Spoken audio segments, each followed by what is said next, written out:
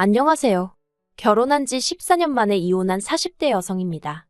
어차피 할 이혼이었는데 그간 못하러 그렇게 참고 살았나 싶기도 하고 또 한편으로는 그래도 참고 살아서 이만큼 해놓고 사나 싶기도 하고 여러 가지로 마음이 싱숭생숭합니다. 그리고 사실 사춘기인 딸이 제가 이혼을 한다고 하면 어떻게 받아들일지 걱정이 돼서 이혼을 결심하기가 쉽지 않았던 것도 있어요. 그런데 하루는 딸이 먼저 저한테 그러대요. 자기는 행복한 엄마랑 살고 싶다고. 자기 때문에 제가 행복을 포기하는 건 보고 싶지 않다나요? 정말이지. 어린아이라고만 생각했는데 언제 이렇게 큰 건지. 사실 남편과 사는 지난 세월 동안 괴롭기만 한 것은 아니었어요. 남편 자체만 놓고 보자면 그렇게 나쁜 사람은 아니었거든요. 어디 드라마나에나 나올 법한 완벽한 남편은 아니었어도 성실하게 회사 다니면서 월급 따박따박 가져다주고 딸한테는 자상한 아버지였고. 그런데 문제는 무슨 일이건 간에 어머님하고만 얽히면 한 번을 제 편을 들어주는 일이 없기도 했고 결국 그 일로 매번 부부싸움을 하게 되더란 거죠. 그리고 정말이지 결혼 전에는 어머님 때문에 이렇게 마음고생을 하며 살게 될 줄은 몰랐어요. 어디서부터 이야기를 해야 하나 싶은데 일단 남편하고는 지인의 소개로 만났거든요. 만났을 당시 남편은 담배를 피던 사람이었는데 제가 흡연자는 싫다고 하니까 한 달도 안 걸려서 담배를 딱 끊더라고요. 그리고 그런 결단력에 제가 점수를 후하게 줬던 게 사실이에요. 게다가 그뿐만이 아니라 당시 한 직장을 10년 가까이 다니고 있었는데 그때는 그것도 제 눈에는 좋아 보였습니다. 제 얼굴에 침 뱉기 같지만 저희 친정아버지는 성실하지 않은 분이셨거든요. 한 직장에서 6개월 이상 계시질 못했고 툭하면 이런저런 핑계로 집을 몇 달씩 비우기도 하셨고요. 그래서 저는 나중에 결혼할 때 다른 건 몰라도 꼭 성실하고 책임감 있는 사람을 만나고 싶었는데 저희 남편이 딱 그런 사람으로 보였던 거죠. 결혼할 때 양가에서 특별히 받은 건 없었어요. 이미 그 당시에도 어머님은 남편과 아주버님으로부터 매달 얼마씩 받아서 생활을 이어나가셨을 만큼 경제적 사정이 좋지 않았거든요. 그런데 남편이 말하길 원래부터 그렇게 남편 집이 어려운 것은 아니었답니다. 아버님이 살아계실 때만 하더라도 그래도 먹고 싶은 거 있음 사 먹고 배우고 싶은 거 있음 배우고 할 정도의 여유는 있었다고요. 그런데 남편 나이 17, 아주버님 나이 24세 아버님이 돌아가셨고 이후로 어머님이 돈 관리를 하면서 소위 지방 경제가 파탄이 났다는 게 남편의 말이었어요. 이걸 어떻게 설명해야 하나 싶은데 이제 아버님이 돌아가시고 나니 아주버님 딴에는 자기가 가장 노릇을 해야겠다 싶었던 모양이에요. 그래서 어머님을 설득해 자기 앞으로 식당을 차려달라고 했다대요. 그리고 저희 어머님은 아주버님에 대한 사랑이 각별하셨던 분으로 가령 아주버님이 콩으로 팥죽을 쓴다 해도 믿으실 정도니까요. 아무튼 그 정도로 아주버님에 대한 믿음이 크셨기에 아버님이 돌아가시면서 남기신 전 재산이나 다름없는 2억을 선뜻 아주버님께 주셨고 이후는 뭐 예상하시는 그대로예요. 아르바이트도 한번 해본 적 없던 새님이 자기 손으로 라면 한 봉 끓여본 적 없는 새님이 식당을 차렸으니 안 망하는 게 오히려 이상한 상황이었죠. 아무튼 일이 그렇게 되었음에도 불구하고 어머님의 아주버님에 대한 사랑은 여전하셨고 그래서 아주버님이 결혼을 한다고 했을 땐 사시던 집을 담보로 대출까지 받아 전세자금을 마련해 주셨다 들었습니다. 그리고 그 전세자금을 주시면서도 남들 마냥 번듯한 집 한 채 사주지 못해 미안하다고 아주 대성통곡을 하셨다고요. 그런데 저희 결혼할 때는 제가 그런 속사정을 안다는 걸 어머님은 모르셨는지 아주버님 때도 한 푼도 못 해줬다는 거짓말을 아무렇지도 않게 하시더라니까요. 그래도 뭐 그때는 다른 걸로 저를 힘들게 하시는 건 없었기 때문에 그저 뭐랄까 당신의 약점을 내보이기 싫어 그러시는가 보다 하고 넘겼지만요. 그리고 저도 딱히 친정에서 해주질 않았으니 이러쿵저러쿵 말할 입장이 못 되기도 했죠. 한편 그렇게 양가로부터 받은 것 없이 시작을 했다 보니 초반 몇 년은 지금 돌이켜 생각해보면 참으로 지지리 궁상으로 살았어요. 게다가 돈 좀 모으고 자리 좀 잡으면 아이를 가지려고 했는데 아이는 하늘에서 점지해주는 거라더니 그 말이 정말인지 결혼한 지 1년 만에 떡하니 아이까지 생겼거든요. 그래서 남들은 기뻐서 운다던데 저는 서러워서 울었던 기억이 지금도 생생합니다. 아무튼 그렇게 지독한의 궁상만내 소리 들어가면서 5년 동안 죽어라 돈을 모았어요. 그리고 그 돈으로 작은 반찬 가게를 하나 열었네요. 사실 제가 어려서부터 친정어머니 도와드린다고 부엌 출입을 자주 해서 그런가 나이에 비해 음식 맛이 깊다, 손맛이 좋다 뭐 그런 이야기를 종종 들었거든요. 그리고 또 솔직히 말하자면 저도 회사를 다니고 있기는 했는데 대기업도 아니고 하다 보니 복지랄 게 딱히 없기도 했고요. 아이를 봐줄 사람을 따로 구할 형편도 안 되었고 그렇다고 어디다 맡겨놓자니 그건 그거대로 제 마음이 안 놓여서 그러다 반찬 가게 정도면 제가 조금 유도리 있게 일도 하고 애도 챙기고 할 수 있겠다 싶대요.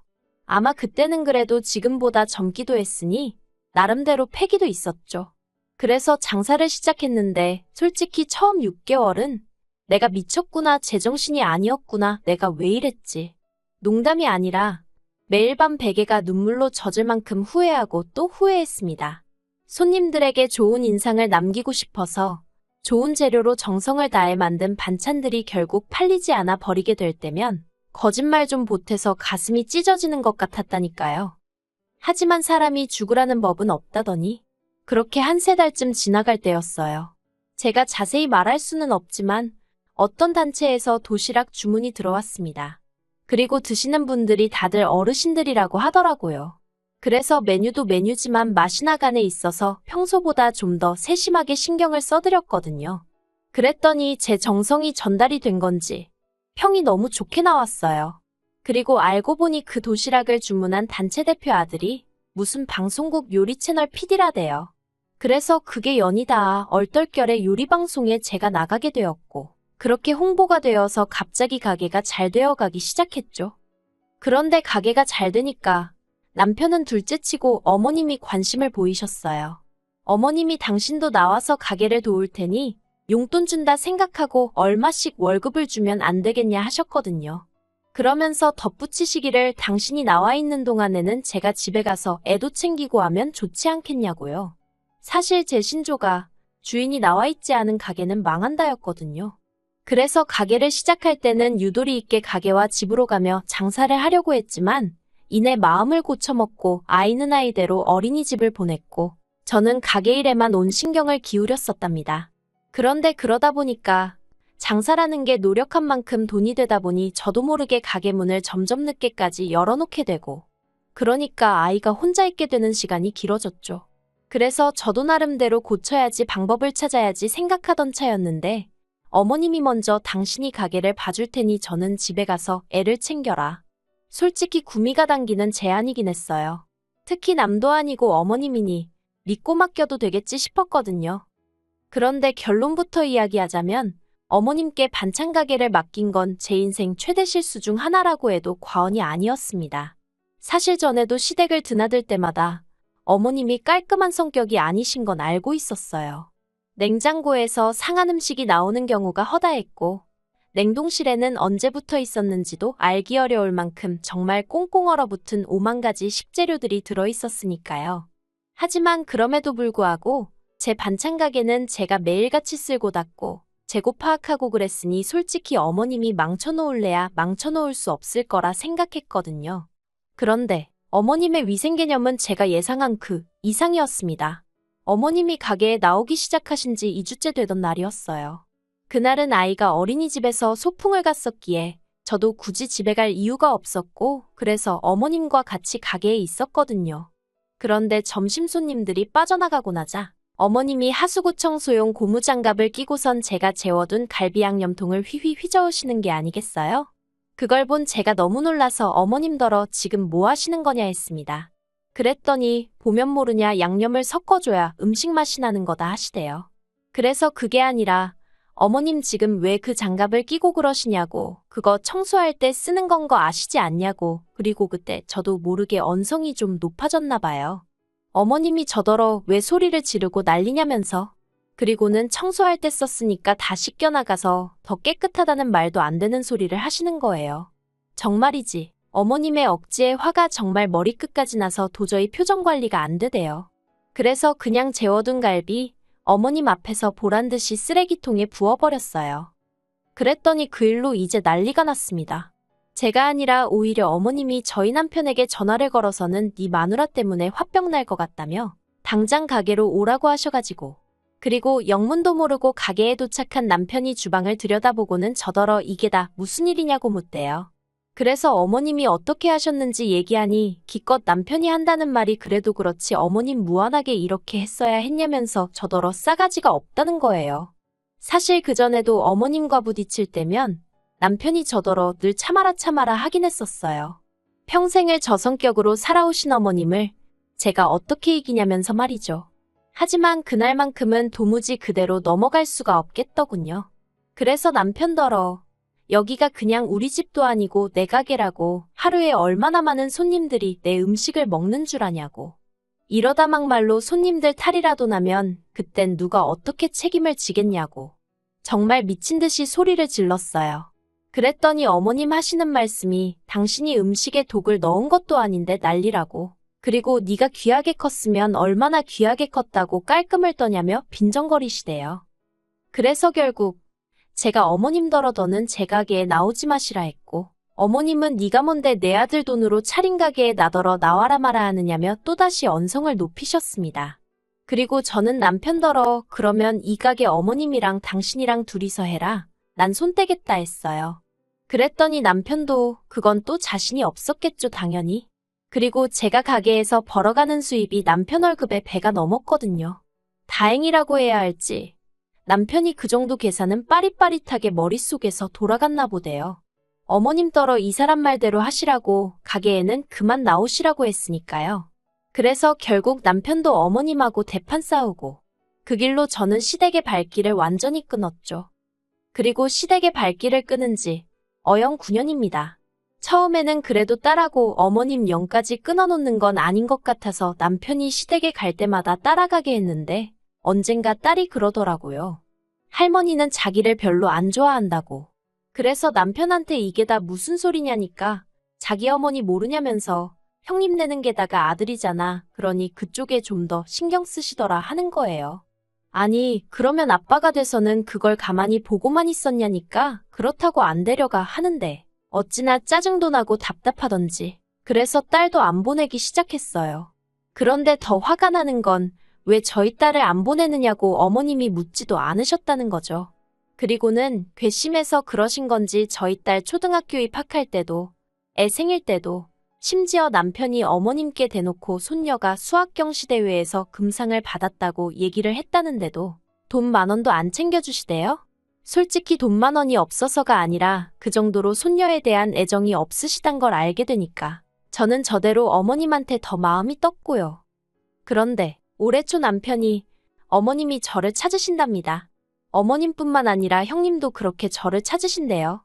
그래서 제가 나를 왜 찾냐니까 한 가족인데 언제까지 이렇게 지내야겠냐면서 이제라도 잘 지내보자고 그러는 거 아니겠냐 하는데 솔직히 어이가 없었죠. 저도 처음 2, 3년은 솔직히 시댁의 발길을 끊고도 후련한 게 아니라 찝찝하고 속상하고 그랬어요. 저도 사람인데 누가 됐건 간에 다른 사람들하고 잘 지내고 싶었지 그렇게 예민하게 날 세우고 싶었겠어요? 그래서 남편을 통해 은근히 소식을 전해보기도 하고 기다려보기도 했지만 그때는 정말 어머님이나 형님이나 저를 없는 사람처럼 대했답니다. 그런데 이제 와서 갑자기 보고 싶어 한다니? 그 속내가 너무 투명해서 웃음이 날 지경이 돼요. 저희 어머님, 작년에 부쩍 살이 찌시면서 거동이 어려워지셨다는 걸 남편을 통해서 들어 알고 있었으니까요. 그래서 제가 남편더러 됐다고 그러라고 난 안 보고 싶다고 했습니다. 그랬더니 남편이 자기가 어머님 보기도 낯뜨겁고 형수님도 언제까지 자기 혼자 며느리 노릇을 해야 하냐면서 불만이 많다며 그래서 형님하고 형수님 사이도 부쩍 안 좋아진 것 같다나요? 그리고는 저더러 이제 묵은 감정은 좀 훌을 날려버리면 안 되냐는데 어이가 없었죠. 그런데 제가 분명히 관심 없다, 보고 싶지 않다는 의사를 밝혔음에도 불구하고 한 달쯤 지나서 남편이 다시 어머님에 관해 이야기를 꺼냈습니다. 그리고 그 주제가 실로 가관이었어요. 어머님 사시는 집을 정리하고 어머님은 요양원에 모시기로 했는데 그 요양원을 저희 집 근처에다 잡을 거라면서 앞으로 한 달에 2번 정도는 의무적으로 제가 들여다봤으면 좋겠다는 겁니다. 황당하더라고요. 그래서 내가 왜 그래야 하냐니까 솔직히 이날이 때까지 형님네는 잘해왔으니까 우리도 우리 도리를 해야지 하는데 그래서 제가 그러면 어머님 집 한 돈은 어떻게 하신대냐고 물었어요. 그랬더니 아마 형님이 관리하시지 않을까 하는 거예요. 그럼 뭐 돈은 자기들이 갖고 어머님 뒤치다꺼리는 나더러 하라는 건가 싶대요.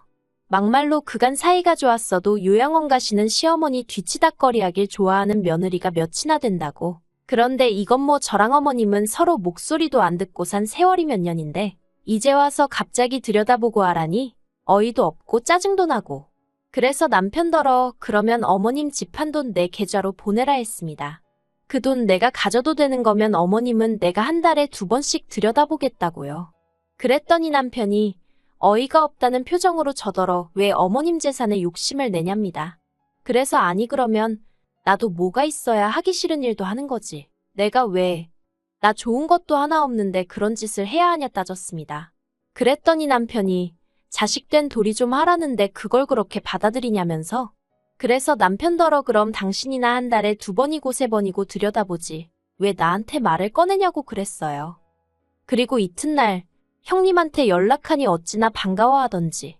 그래서 저는 요양원 얘기는 꺼내지 않고 그냥 어머님은 요새 어떠시냐며 슬쩍 형님을 떠봤습니다. 그랬더니 형님이 기다렸다는 듯 긴 한숨을 내쉬고는 속상해 죽겠다며 어머님이 앓고 계신 병을 줄줄이 얘기하더라고요. 그리고는 요새는 약간 치매기도 있으셔서 환장할 노릇이라나요. 어처구니가 없대요. 치매기까지 있는 어머님이 퍽이나 나를 찾으셨겠다는 생각과 함께 남편이고 아주버님이고 형님이고 할 것 없이 실질적으로 어머님 뒤치다꺼리를 해야 하게 생겼으니까 제일 만만한 나를 어떻게든 구슬러 보려고 했구나 싶었으니까요. 그래서 그냥 형님더러 앞으로도 고생 많이 하시겠네요 하니까 이때다 싶었는지 동서 나 좀 도와줘 하는데 문득 제가 반찬가게 열고 첫 해에 아파서 시댁에 못 갔더니 형님이 동서는 사람이 왜 이렇게 비리비리 하냐면서 이러다 아버님 뒤따라가는 거 아니냐 했던 말이 떠오르더군요. 그래서 제가 비리비리한 제가 돕긴 누굴 돕냐고 알아서 잘해보시라 했네요. 그리고 지난 3월 중순 어머님 사시던 집은 팔렸고 어머님은 요양원으로 모셔졌어요. 저한테 정말 무슨 기대라도 한 건지 저희 집에서 15분 거리에 모셨더라고요. 제가 형님더러 왕복 2시간도 넘는 거리를 어떻게 오가시려고 여기다 모셨냐 물으니 한다는 말이 그러니까 제가 많이 도와줘야 한답니다. 그놈의 도와주란 말 아주 지긋지긋하대요. 제가 남편더러 어머님 다른 요양원으로 모시던가 아니면 우리가 이사 갈 거라고 했어요.